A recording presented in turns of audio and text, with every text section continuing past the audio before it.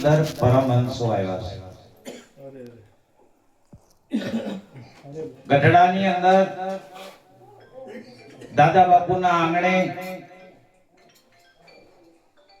ઊંચી પડથારની ઓસરી અને ફળીમાં લીમડાનું ઝાડ નીચે ભગવાન સ્વામિનારાયણ બેઠા છે અને એમની સામે 500 પરમહંસ બેઠા છે. દેશ વિદેશના 500 પરમહંસ બેઠા હતા અને ત્યારે ભગવાન સ્વામિનારાયણ એટલું કહે છે કે હે મારા વાલા ભક્તો, હું તમને એક પ્રશ્ન પૂછું, એનો મને જવાબ આપો. અને ભગવાને એ પરમહંસને ભાઈ શાંતિ રાખો, વસાળે ન ખડબડ કરો, ઊભા ન થાવ. 500 પરમહંસને પ્રશ્ન કર્યો હતો કે હે મારા વાલા ભક્તો, હું તમને જે પ્રશ્ન પૂછું એનો મને જવાબ આપો. અધમમાં અતિ અધમ કોણ અને પાપીમાં અતિ પાપી કોણ? ત્યારે 500 પરમહંસ બેઠા હતા, કોઈએ જવાબ ન આપ્યો. ત્યારે ભગવાન સ્વામિનારાયણ કહે છે તો હે ભક્તો, હવે હું જવાબ આપું. મનુષ્યનો અવતાર મળ્યો છે અને જે પરમાત્માનું ભજન નથી કરતો ને પાપીમાં અતિ પાપી, અજ્ઞાનીમાં અતિ અજ્ઞાની, મૂઢમાં અતિ મૂઢ,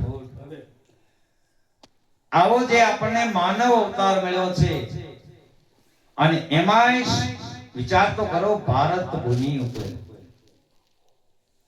આવી જે પવિત્ર ધરા, એમાં આપણે જન્મ્યા છીએ. કેટલા ભાગ્યશાળી! વિશ્વમાં કેટલાય દેશ છે પણ ભારત ધરતી એવી છે ને, આ ભારતની ભૂમિ જે સંતો અને ઋષિ મુનિનો દેશ કહેવાય. એમાં આપણે જન્મ્યા, એમાંય વળી ગુજરાતમાં જન્મ્યા અને એમાંય ભાગ્યશાળી તે કાઠિયાવાડમાં જન્મ્યા, સૌરાષ્ટ્રમાં કાઠિયાવાડમાં જન્મ્યા છે. વિચાર તો કરો. બડે ભાગ્ય મનુષ્ય તન પાવા, સુર દુર્લભ સબ ગ્રંથિ હે ગાવા. આપણા કઈક મોટા ભાગ્ય છે, આપણને માનવનો અવતાર મળ્યો છે. સ્વર્ગના દેવતાઓ ભગવાનને પ્રાર્થના કરે છે મનુષ્ય અવતાર લેવા માટે. સ્વર્ગના દેવતાઓ પણ ભગવાનને પ્રાર્થના કરે છે અને આ બાજુ 84 ના જીવ પણ મનુષ્ય અવતાર લેવા માટે ભગવાનને પ્રાર્થના કરે છે. જે આંગણે પશુ બાંધ્યા ને એની નજર કરી અને એકવાર નીરખીને જોઈ લીજો, દિવસમાં 3 વાર આહુડા પાડે છે અને ભગવાનને પ્રાર્થના કરે છે એની મૌન ભાષામાં કે હે મારા નાથ, એકવાર અમને માનવનો અવતાર આપને તો હવે તારું ભજન કરશું. 84 ના જીવ મનુષ્ય અવતાર લેવા માટે ભગવાનને પ્રાર્થના કરે છે અને એક બાજુના દેવતાઓ મનુષ્ય અવતાર લેવા માટે ભગવાનને પ્રાર્થના કરે છે અને આપણને મળી ગયો છે માટે એનો વિચાર કરજો. શા માટે મળ્યો? મારું તારું કરવા માટે નહીં, માયા ભેગી કરવા માટે નહીં, રગડા ઝગડા કરવા માટે નહીં, ફક્ત મળ્યો છે પરમાત્માનું ભજન કરવા માટે. અને આ મનુષ્ય અવતારમાં જો વિચાર કરી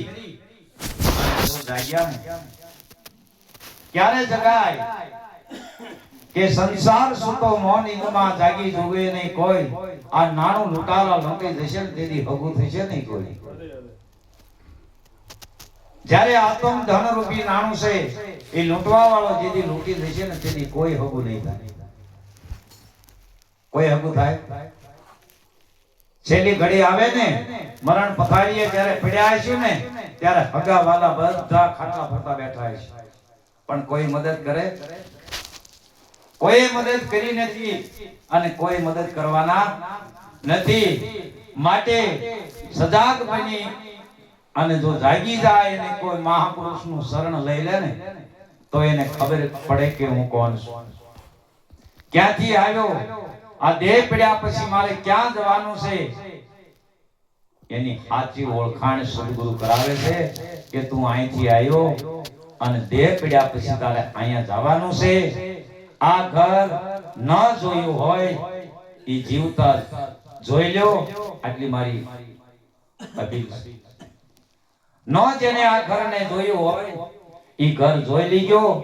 આ સભાની અંદર કદાચ હશે પોકાઈ ગયું, પણ અહીંયા તો પરમહંસ બેઠા છે એટલે થોડીક મોતીડાની વાતો કરીએ કે મોતી જે મહાપુરુષના મુખમાંથી શબ્દ નીકળે ને એને સંતોએ સાચા મોતી કીધા.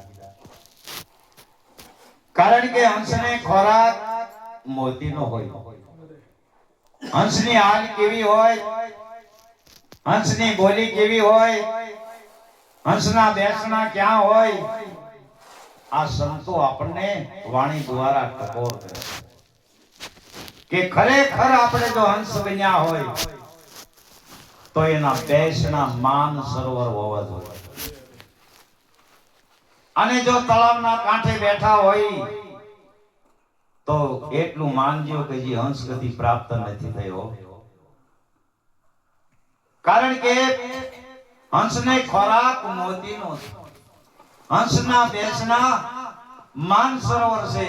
અને માન સરોવર એટલે જ્યાં સદગુરુનું સાનિધ્ય છે ને, સંતોનું સાનિધ્ય છે. અહોનિશ 24 કલાક જો સંતોના સાનિધ્યમાં રહીને તો જ માન સરોવરમાં બેઠા કહેવાય. ઘડીક આપણને વિચાર કરો, ઘડીક જ ત્યાં બેહવી અને પાછા તળાવના કાંઠે બેહવી. હું ટકોર નથી કરતો, પણ ખરેખર આ સમજવાની વાત કરું છું. એક માન સરોવરનો રાજહંસ જાત્રા કરવા ગયો હોય છે. દ્વારકાની જાત્રા કરી અને પાછો વળ્યો એટલે એક ગામના પાદરે એક તળાવ હતું. તળાવના કાંઠે સરસ મજાના ઝાડ હતા. હંસે વિચાર કર્યો કે ઘડીક વિહામો લઉં અને પછી મારા વતનમાં વિયો જાય. ઈ તળાવના કાંઠે ઝાડ નીચે બેઠો છે. તો હંસ ગતિ જેના માં પ્રાપ્ત હોય ને એનામાં દયા હોય. હંસ ગતિ જેને પ્રાપ્ત થયો હોય એનામાં દયા હોય.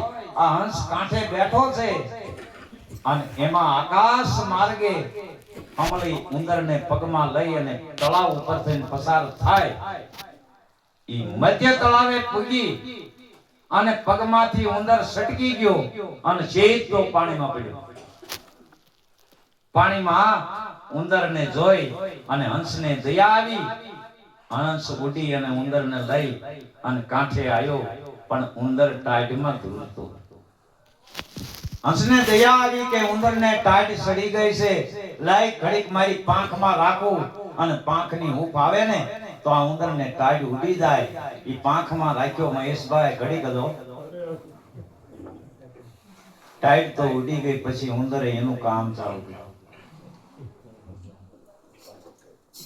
જ્યારે હંસને ઉડવાનું થયું અને જ્યાં સલાંગ મારે તો એક પાંખ જ નથી. એમ આપણે ખાસ ધ્યાન રાખવાની છે. એવાનો તો ઘડીક સંગ થઈ જાય છે ને બાપ, તો આપણી ગતિ ની પાંખ છે ને કપાઈ જાય છે ને તો આપણે જે મંજિલે ભોગવાનું છે એ મંજિલે નહીં ભોગવ્યો. માટે સંતોએ જે જ્ઞાન દ્વારા આપણને બોધ આપ્યો છે કે આ માયક દેખાય છે પણ પાવર દેખાતો નથી. માયકનું જ્ઞાન ગુરુએ આપ્યું. માયકનું આપ્યું છે કે પાવરનું? ચાલ બોલજો તો મને ખબર પડે કે દોણામાં જાય છે. માયક દેખાય છે, પાવર દેખાતો નથી. એમ ઝાડ દેખાય, ડાળું દેખાય, પાંદ દેખાય, ફળ દેખાય, ફૂલ દેખાય, પણ મૂળ દેખાય? ઝાડ દેખાય છે, મૂળ દેખાતા નથી. પેટી દેખાય છે, અંદર હવા છે, દેખાતી નથી. માઇક દેખાય છે, પાવર દેખાતો નથી. આકાશમાં પ્લેન દેખાય પણ ડ્રાઈવર દેખાતો નથી. ફૂલ દેખાય પણ સુગંધ દેખાતી નથી. મહેંદીનું પાન દેખાય, અંદર લાગી છે દેખાતી નથી. આ ધરતી દેખાય, અસંખ્ય બીજ પડ્યા એ દેખાતા નથી. દૂધ દેખાય, ઘી દેખાતું નથી. એમ તમારો દેહ દેખાય પણ આત્મા દેખાતો નથી. તો ગુરુએ દેહનું જ્ઞાન આપ્યું છે કે આત્માનું? આત્માની વાત કરી ને, દેહની વાત નથી કરી. આત્માની વાત કરી છે. એમ માયકની વાત નથી કરી, પાવરની વાત કરી. હમણાં નટુ મહારાજ વાત કરતા, એક શબ્દ મને પકડાયો કે એની સત્તાથી આ બધું થઈ રહ્યું છે. તો પાવર છે તો માયક મોટો અવાજ કરે, પાવર છે તો પંખો ફરે, પાવર છે તો સગડી ગરમ કરે, પાવર છે તો ફ્રીજ ઠંડુ કરે. પાવરના આધારે આ બધા સાધન કામ કરી રહ્યા છે. એમ અંદર જે પરમાત્મા છે એના વડે આંખ જોઈએ કે છે, આવું બધું સંતો કહે છે. પણ મારું કહેવાનું કંઈક જુદું છે. જો અંદર પરમાત્મા હોય અને એના વડે જ આંખ જોઈ શકતી હોય તો માણસને જ્યારે આંખ વહી જાય,